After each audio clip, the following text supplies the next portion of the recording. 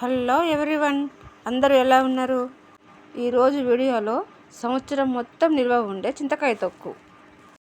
చింతకాయల్లో పుచ్చులు ఉంటే కొన్ని తీసేయాలి. ఆ తర్వాత వాటిని శుభ్రంగా కడిగి నీడలో ఆరబెట్టుకోవాలి.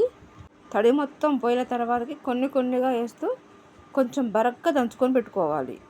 దంచేటప్పుడు కొంచెం ఉప్పు, కొంచెం పసుపు వేసి దంచుకోవాలి. కొన్ని దూరకాయలు ఉన్నా వేసి దాంట్లో దంచుకుంటే కొంచెం చింతకాయ పచ్చడి మంచిగా గ్రేవీగా వస్తుంది. అంతా తొక్కిన తర్వాతకి మొత్తం ఒక గిన్నెలోకి తీసుకోవాలి. దాన్ని 2 days పక్కకు పెట్టాలి. 1 week ఉన్నా పర్లేదండి. ఆ తర్వాతకి గింజలు తీయడానికి మనకి ఈజీగా రావాలి.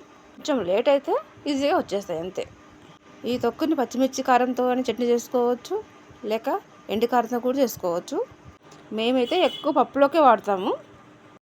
మా ఇంట్లో మా అమ్మ మా పిన్ని కలిసి చేశారు.